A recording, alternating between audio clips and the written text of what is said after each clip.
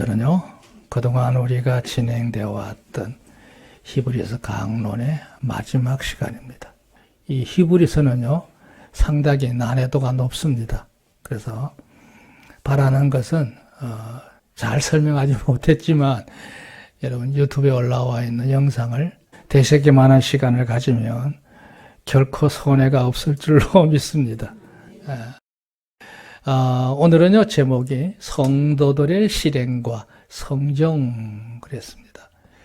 이제 마무리를 지으면서 이 히브리서를 기록한 기자는 마지막으로 성도들에게 당부하고 싶은 내용을 함축하고 있는 내용이에요. 집중해서 한 가지를 설명한 게 아니라 이것도 얘기하고 싶고 저것도 얘기하고 싶고 하는 그 마음의 영적인 욕심이라고 할까요? 네 가지가 있어요. 그런 점을 우리가 참고하시면 되겠습니다.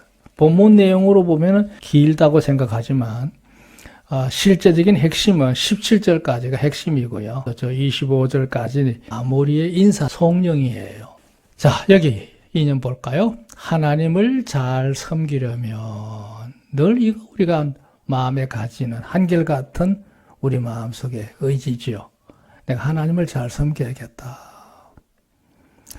저는 가끔 그런 생각을 해봅니다. 사람이 하나님 관계도 참 중요하고 인간관계도 중요한데 이 관계라고 하는 것이 순탄하게 꾸준하게 건강한 모습으로 이어져 가는 그 생명력을 가진 것은 참으로 소중하거든요. 소중해요.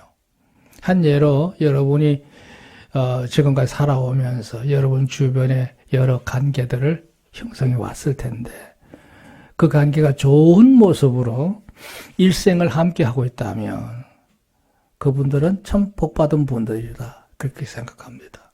가족을 이시해서 여러 친구 관계, 지인 관계 이게 이제 원활하게 꾸준히 좋은 모습으로 유지되고 있는 것만큼 복된 것이 뭐가 있겠어요. 그런 모습으로 잘 되는 것 그거는 그냥 운이 아닙니다. 기도도 하고 그것에 대해서 정성을 쏟아야 이 모든 데들이 가능한 것이죠. 자, 오늘 중요한 것은 우리가 하나님을 잘 섬겨야겠다. 그런 의지가 여러분 마음속에 늘 불타오르기를 주님은 축원합니다. 내가 어떻게 하면 하나님을 잘 섬길까? 그랬을 때 이념적으로요, 함축해서 여기 세 가지를 줄여놨어요. 신령한 영성을 우리가 잘 가꾸는 겁니다. 내가 하나님을 섬기는 영성을 잘 관리해서 맑고도 튼튼할 뿐만 아니라 그 깊이와 넓이를 키워가면서 전짐적으로 내 영성의 실력을 쌓는 게 중요합니다. 그래야 사람이 사는 맛이 나는 거예요. 왜냐하면 영성이 밝아져야 삶의 영역이 복되는 거죠. 모든 축복의 진정한 그 근원이라고 할까요? 그루터기는요, 영성입니다. 영성이 밝고 좋아야 합니다. 뭐 일반적으로 인간적인 성공도 많이 있습니다만 무엇보다 중요한 것은 영성 관리를 잘하는 겁니다. 그러니까 사회적으로 뭐 직업이나 뭐 이런 모든 면에서 성공하지 못하셨더라도 하나님 관계만은 건강하시기를 주님을 축원합니다. 또 하나 재미있는 말이에요. 신이란 말이 나오죠. 신이. 다시 말해서 하나님 마음입니다. 하나님 마음. 하나님의 성품 속에 가지고 있는 거룩한 속성이 있잖아요. 그게 이제 우리에게 옮겨졌을 때 그걸 덕목이라고 하기도 하고 덕성이라고도 해요. 그래서 그저 내가 인위적으로 내가 참고 어떻게 하고 사람들 속에서 다듬어진 그런 인품이 아니고 가치관이 아니고 하나님의 마음의 뜻이 내게 옮겨와서 내가 생각할 때 하나님은 이런 분이시다. 하나님 원하시는 마음은 이런 거야. 이렇게 언제든지 처방을 내린다고 할까요? 그대로 적용할 수 있는 그런 덕스러움이 여러분 삶 속에 온전히 갖추어지시기를 좀 축원합니다. 이거는 내 속에 있는 사람의 됨됨이를 의미하는 거거든요. 그 다음에 이제 신성하다는 말은 뭐냐면 거룩하다는 뜻이에요. 아름다운 행동을 말합니다. 그런 것이 우리가 생활 속에서 행동으로 옮겨지는 것. 그대로 활성화되는 거 중요하죠. 그러니까 우리가 하나님 잘 섬기는 거는 내 영성을 잘 관리하는 거, 내 안에 덕스러움의 요소를 계속해서 우리가 기름지게 잘 유지하고 갖고 가는 거, 그거를 이제 내가 살고 있는 현실 속에서 여러 관계에서 베풀면서 나누는 거, 이게 중요합니다. 자, 이게 이제 우리가 하나님을 잘 섬기는 최고의 모습이 아닐까.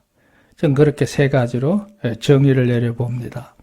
자, 여기 보세요. 이는 곧 우리들이 하나님 은혜로 말미암아 구원함을 입어서 천국 소망을 가게 되었지만, 문제는 천국 가기 전에 우리가 육신을 가지고 세상에서 살아가시잖아요.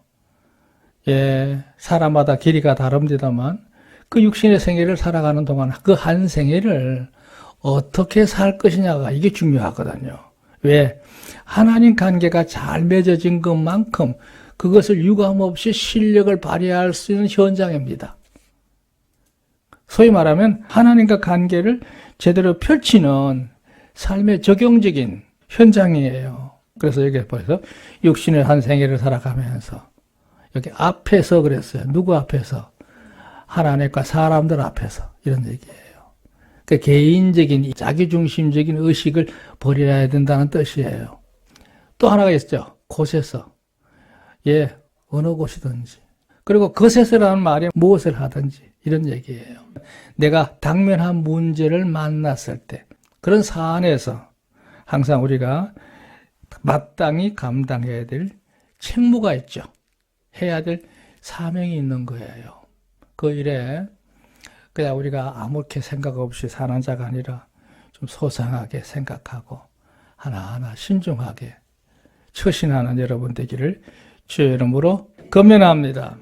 자, 다시 말해서 그리스도인들은 우리가 살고 있는 이 현실이 말이죠. 마치 바다와 같아요. 계속 요동치는 거죠. 사조라는 말은 인간들의 사상의 흐름이 그 줄기를 달리하면서 끊임없이 흐르고 있습니다. 이 세상의 사조는 크게 두 가지예요. 하나님 중심으로 사는 사조가 있고요. 또 하나는 현실 중심, 물질 중심으로 흘러가는 인본주의 흐름이 있거든요. 그래서 줄서기를 잘해야 된다 그러는데 진짜 줄서기를 잘해야 됩니다.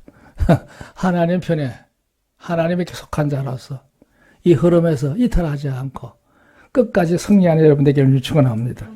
그걸 뭐라 완주한다 그러죠. 끝까지 가는 거예요. 두 번째가 뭐야? 풍조예요.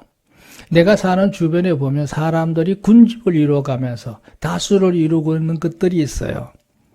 그런 흐름의 모습들, 유행도 여기에 속한다고 할 수 있는데요. 예. 우리 하나님의 사람들은 그런 풍조에 휘둘리는 사람이 아닙니다. 그러니까 굉장히 그런 면에서 자고우면하지 마시고 저 안에서 견실하게 일정하게 자신의 중심을 지켜가면서 곱게 가는 성도가 되어야 될 줄로 믿습니다. 그 다음에 시조라고 그랬죠. 시대의 흐름이에요. 예, 우리가 당면하고 있는 현실도 만만하지 않죠. 지금 세계적인 추세도 그렇고요. 이대로 가면 세상이 정말 내일이 온전할까 하는 두려움들이 이제 사방 곳곳에서 아주 많아졌어요. 이대로 가면요, 어떤 가치관이 중심을 잡을지, 각자 도생이라고 합니까? 스스로 살 길을 찾아서 삶을 모색해야 되는 그런 궁극한 현실이 우리 앞에 있거든요. 그러니까 동서양할 것 없이 한 곳에서 문제가 크게 확산이 되면 그 전체가 고통 속에 휘말릴 수밖에 없어요. 우리 몸의 신체의 어느 한 부분이 몸이 아프다 그러면 몸 전체가 고통당하지 않습니까? 매한가지예요. 우리가 사는 현실이 아까도 기도 속에 나왔지만 정말 궁극한 이 종말론적 현상이 우리가 당면하고 있는 현실입니다. 그러니까 정신 차리시고 하나님을 잘 섬기는 자로서 어떤 모습으로 내 인생이 마무리가 될지 모르지만 주 앞에 서는 그날까지 이 세 가지 신령한 영성, 신이한 덕을 가지고 거룩한 생활로서 열심히 사는 성도가 되시기를 주님으로 축원합니다. 아멘.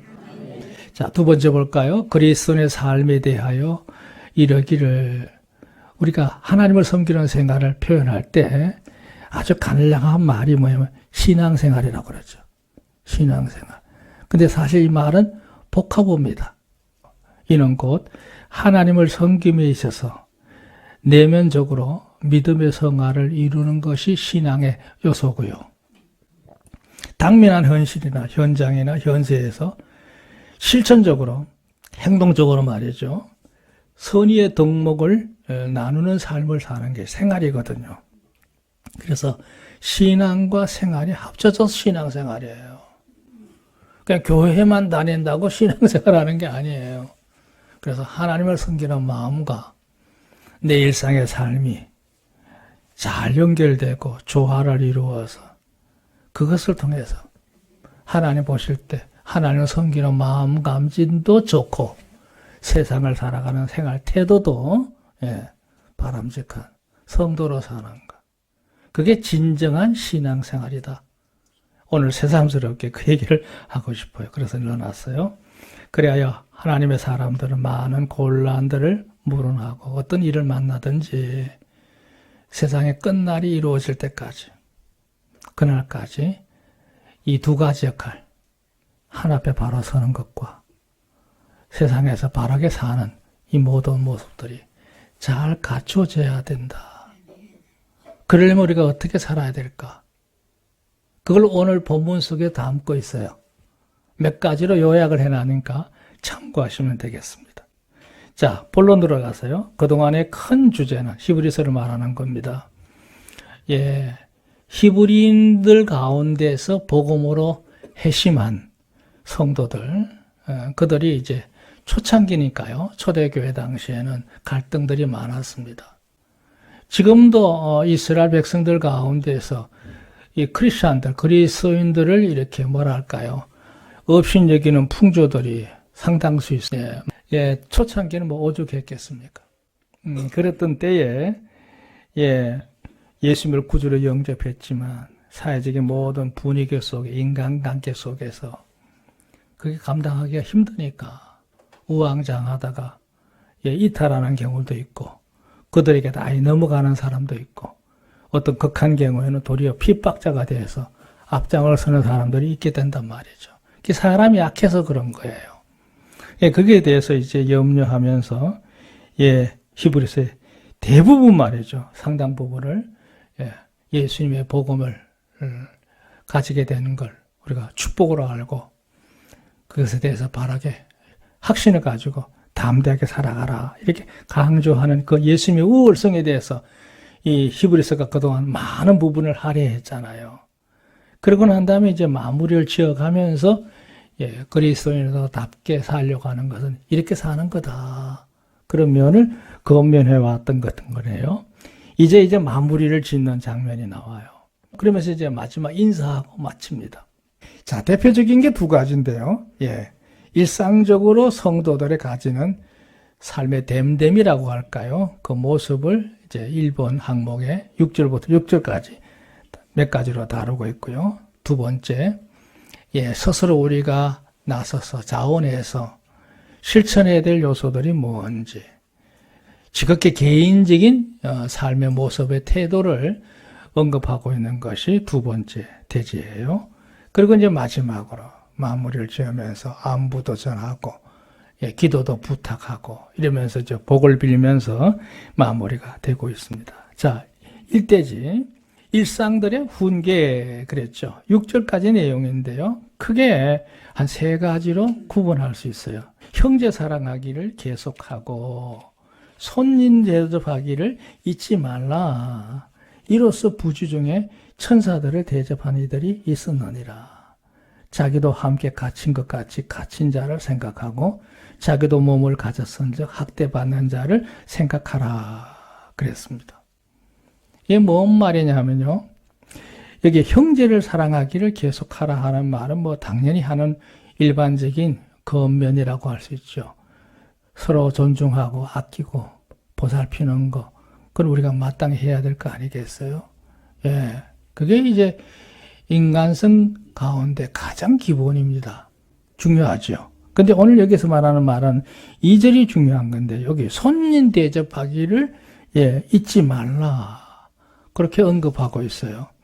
이 원래 손님 대접한다는 말이 여기 띄어쓰기가 되어 있지만, 언어의 단어는 하나예요. 여기 필록세니아라고 하는 단어인데요. 이 단어가 무슨 얘기냐면, 그 필로스라고 하는 사랑의 개념 가운데 사람 간의 아주 친밀한 그 인정이라고 할까요? 그게 필로스라고 하는데요. 크로세스라고 하는 게 있어요. 뭐 나그네라고도 번역이 되고 낯선 사람이라고도 번역이 되고 심한 경우는 떠돌이로도 번역이 해요. 네, 뭐 도피자 이렇게까지 나갈 수 있어요. 그게 다 크노세스예요. 그래서 필로스하고 크노세스가 합쳐진 용어가 바로 필록세니아예요. 왜 이런 얘기를 하냐면 초대교회 당시는요. 이 당시는 말이죠. 기독교인들에 대해서 로마 정부도 그랬고 유대인들도 그랬고 또 이제까지 기존의 우상을 섬기던 수많은 이방 사람들이 좋게 볼 리가 없어요. 그래서 크고 작은 많은 어려움들을 당해야 됐습니다. 자기가 살고 있는 공동체로부터 축출을 당한다고도 할까요? 직업도 빼앗기게 되고 생존의 어려움을 겪기도 하고 심지어는 신변의 고통까지 겪게 되니까 사람들이 그 동네에서 그 나라에서 살 수가 없는 거예요. 그 떠돌이가 많았습니다. 지금도 튀르키예, 터키 말이죠. 갑바도기아라고 하는 곳에 가면 옛날에 그 흔적들이 남아있잖아요. 이 사람들은 이제 도망자로 살아야 되니까 은신이 살아갈 그 거처를 삼기 위해서 땅을 파가지고 얼마 동안 지나다가 또 떠나고 또 파고 이렇게 해가지고 그 지역이요. 아주 거대한 그런 동굴 마을이 됐다고 해야 될까? 그게 지금 아주 유명한 관광지 아니에요? 그게 다 초대교인들이 만들었던 거예요. 그러니까 그렇게 사는 떠돌이가요 많다 보니까 이 피신자들이라고 할까요? 지명수배당했다 할까? 그러니까 이제 여기저기 이제 도움을 요청할 때 한 곳에 머물 수는 없고 이 교회 저 교회 성도들을 찾아다니는 거예요. 바로 그게 소위 말하는 필록세니아예요. 어떤 이유 때문에 늘 피신을 해야 되나, 이동해야 되는, 떠돌이를 해야 되는 이런 사람들, 그들을 너희가 만나게 되거든. 경멸하지 말고 긍휼을 베풀어서 진실하게 그들을 잘 보살펴 줘야 된다. 왜? 사실 알고 보면 우리도 같은 입장이 될 수 있잖아요. 그게 이 말은 뭐냐면 서로 어려울 때 도와가며 살아가야 된다. 이 말을 이제 이렇게 하고 있는 거예요. 그러면서 이제 붙인 교훈이 뭐냐면 비유적으로 아브라함도 어느 날 그 한낮에 낯선 이들이 찾아왔을 때 온 정성을 다해서 대접하지 않았느냐. 그랬더니 그 대접을 하고 난 이후에 이삭을 낳는 축복을 받잖아요. 이제 너의 아내에게 자식이 있으리라. 그래서 낳은 아들이 100세에 낳았던 이삭이에요. 그런 복을 받았던 것처럼 이 손님 대접하는 거, 서로 나누는 일에 절대 소홀하면 안 된다. 그런 점을 이제 강조하고 있어요. 그러면서 이렇게 하면 자기도 함께 갇힌 것 같이 갇힌 자를 생각하고 나도 당할 수 있는 고통인데 이 사람이 먼저 당하는 거구나. 그래서 그를 정말 뭐랄까요? 잘 대접하고 보살피는 거. 그게요. 환난을 당할 때 성도들이 살아날 수 있는 최선의 방법이에요. 내 힘만으로는 안 되거든요. 누군가 나를 도와줘야 돼요. 지금 이 평화로운 시기에는 이게 필요 없죠. 왜냐하면 공연히 남의 문제에 개입을 해서 프라이버시를 이렇게 침해하는 것이 되지만 우리가 어려운 때가 될수록 자기 앞가림하기도 바쁘지만 서로 기회가 될 때 내가 할 수 있는 기회가 온다면 이게 아주 절실한 교훈이 될 수 있습니다. 그러니까 핍박을 받거나 떠돌이를 하거나 정처 없이 다니는 사람들 얼마나 남루하겠어요.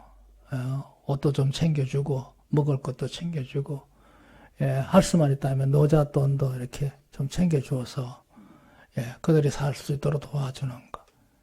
그건 기본적으로 우리가 꼭 신앙인이 아니더라도 우리 주변에도 그런 사람들이 많잖아요. 그래서 우리가 남에게 베푸는 거 절대 그게 참 간단한 일이 아닌 거죠. 예. 그 다음에 4절 보세요. 모든 사람은 혼인을 기이 여기고 침소를 더럽히지 않게 하라. 음행하는 자들과 가늠한 자들은 하나님이 심판하시리라. 예, 혼인관계, 이 음욕, 음행, 이 문제를 다루고 있는데요. 이 말이 왜 나왔느냐 하면 당시 풍조도 그래요. 그리스 로마 문화의 풍조가 태폐 문화입니다. 말할 수 없는 태폐 문화죠. 기본적인 사회적인 바탕이 그러한 데다가, 예, 이 당시에요, 유대인들 사회에서 나왔던 종파들 중에 바리새파도 있고 사두개파도 있고 에세네파들이 있잖아요. 사두개파는 완전 타락한 개념이고 에세네파가 너무 극단적인 경건주의자들이거든요. 이 사람들은 어떤 이론을 펼쳤느냐 하면 주님을 섬기는데 혼인생활하는 것은 방해가 된다. 왜냐하면 사람이 음욕에 자꾸 더 깊어질 수 있기 때문에 부부생활도 멀리하고 정말 수양을 하면서 극단적으로 말이죠. 나중에 언둔 생활까지 합니다. 그 혼인했던 사람들이 가정이 깨어지는 경우가 많았어요. 근데 그게 겉으로 볼 때는 굉장히 고상해 보이는 거야. 야, 저 사람들은 그 모든 걸 다 절제하고 오직 주님만을 생각하면서 살아가는구나. 이게 마치 종교처럼 말이죠. 유행을 했어요. 그런 것 중에 하나가 바로 수도원 제도이기도 합니다. 예, 독신자들이 모이는 집단적인 생활을 하는 거예요. 그런 것들이 은근히 교회 안에 유입이 되기 시작해서 사람들의 호응을 받았어요. 그거 안 된다는 거죠. 혼인을 하나님이 제수인 제도인데 왜 사람이 그런 정말 고착된 의식을 가지고 하나님이 세우신 제도를 깨는 거냐? 그건 합당치 않다. 또 지나쳐서 음욕에 사로잡혀서 사는 것도 그걸 하나님 보실 때 죄를 짓는 거라 이거죠. 그래서 그런 문제까지 여기 언급을 해서 그런 일에 휩싸이지 않도록 성결히 삶을 이어가라 이런 권면을 여기서 담고 있습니다. 자, 그다음에 이제 돈을 사랑하지 말고 있는 바를 족한 줄을 알라. 그가 친히 말씀하시기를 내가 가인 너희를 버리지 아니하고 가인 너희를 버리지 아니하려 하셨느니라. 6절 그러므로 우리가 다음대에 가로되 주는 나를 돕는 자신이 내가 무서워 아니하겠노라. 사람이 내게 어찌하리하여 하노라. 그랬어요. 이게 뭔 얘기냐면 성도들이 세상을 살 때 물질적인 욕심에 사로잡혀서는 안 된다는 얘기예요. 더 쉽게 얘기해서 돈의 노예가 돼서는 안 된다는 거예요. 물질이 귀한 건 사실이지만 그게 집착을 해서 물주의 종속주의에 살다 보면 삶의 모든 것이 다른 문제에서 다 균열이 생기죠. 어려움이 와요. 돈이 귀한 건 누구나 다 알아요. 그러나 하나님께서 주시는 대로 있는 바를 족한 줄 알면서 감사하고 사는 것이 복된 줄로 믿습니다. 제가 이 문제에 대해서 간증하라고 많아요. 상당히 많은데요. 제가 세월을 지나고 보니까 내가 욕심내서 될 문제가 아니고 하나님께서 채우셔야 되는 거구나. 아주 철저한 고백이 있습니다. 그 생략할게요. 자, 두 번째 문단을 볼게요. 몇 가지를 나누고 있습니다. 이 점은 꼭 성도들이 명심하고 실천을 하되 스스로 자원해서 해라. 그런 문제를 다루고 있는 게 17절까지예요. 우선 7절, 8절 하나님의 말씀을 너희에게 이루고 너희 인도하던 자를 생각하며 저희 행실의 종말을 주의해보고 저희 믿음을 본받으라. 예수 그리스도를 어제나 오늘이나 영원토록 동일하시느니라. 이거 중요한 말인데요. 우리 교우님들이 신앙생활 할 때 한 가지 당부하는 건 뭐냐.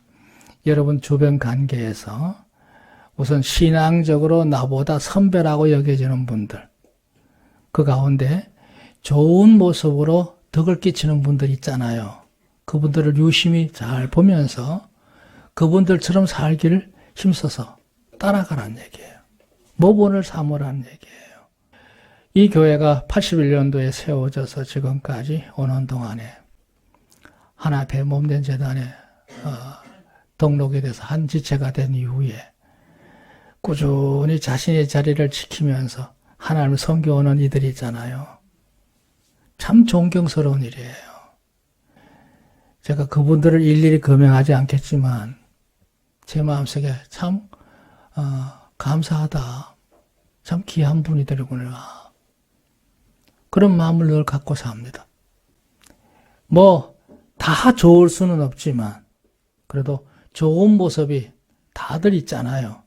그걸 우리가 잘 이렇게 내 것으로 삼는 것, 후배 신앙인들이 반드시 가져야 될 마음 자세라고 생각합니다. 믿으시면 아멘.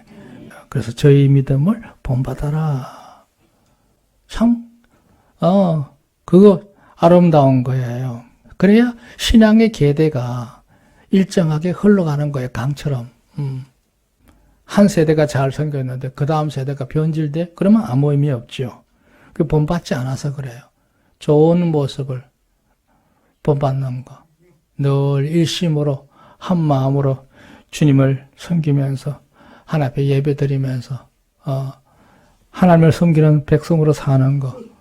그 얼마나 귀한 일이에요. 그 다음에 9절 말씀.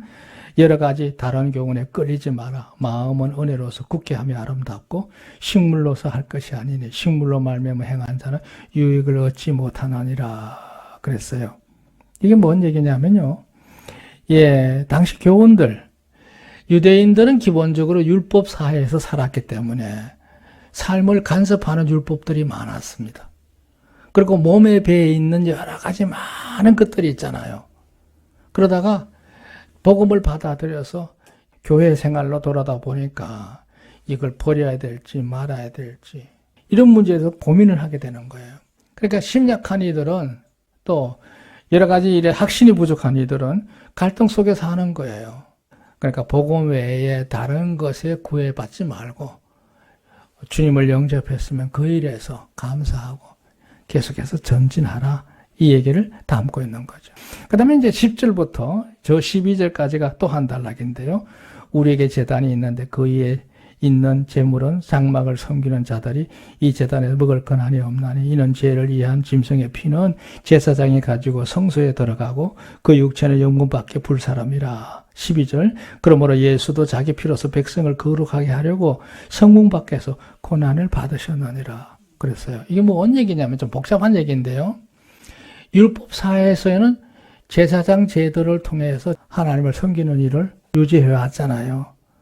근데 이제 복음 시대에 들어온 우리는 그럴 필요 없다 이거예요. 예수님께서 이루어 놓으신 구원의 길을 따라가는 자들이다. 특히 여기 의미 있는 말은 이런 얘기를 했어요. 여기 11절에요. 이는 죄를 위한 짐승의 피는 대제사장이 가지고 성소에 들어가고 육체는 영문 밖에서 불사람이라. 그러면서 12절 그러므로 예수도 자기 피로서 백성을 거룩하게 하려고 성문 밖에서 고난을 받으셨느니라.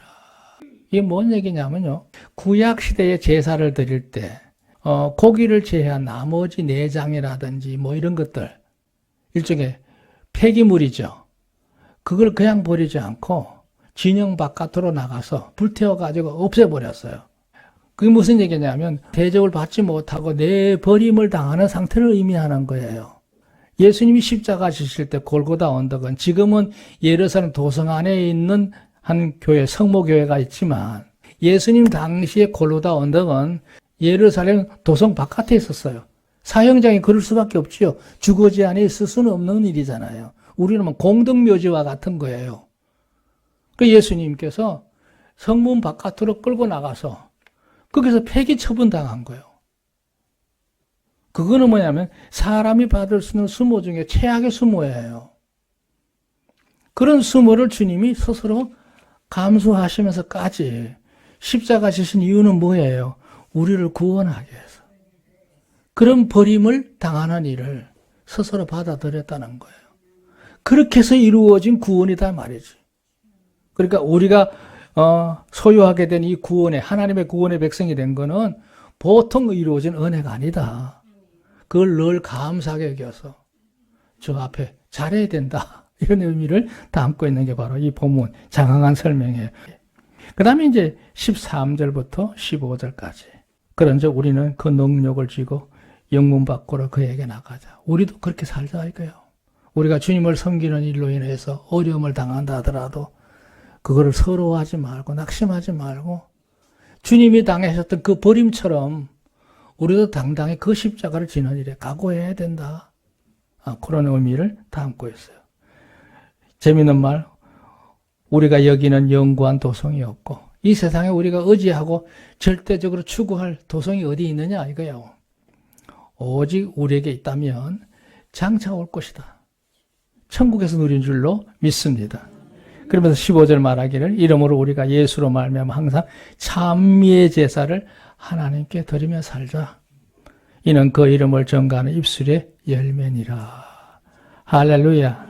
그러니까 우리가 주님을 섬길 때 주님을 섬기는 것을 고달프게 생각하지 말고 우리의 영원한 나라는 저기 있으니까 세상에 의지할 데가 어디 있느냐 이 말이에요.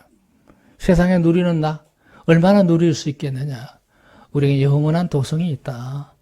여기에 소망을 두고 살아야 된다. 이런 의미를 담고 있죠. 그 다음에 이제 16절, 17절이 한 묶음이에요. 오직 선을 행함과 나눠주기를 잊지 마라. 그러니까 선하고 베푸는 자로 사는 것을 말합니다. 이 같은 제사는 하나님이 기뻐. 그 자체가 성도의 삶이 하나의 제사와 같은 거다. 이런 거죠.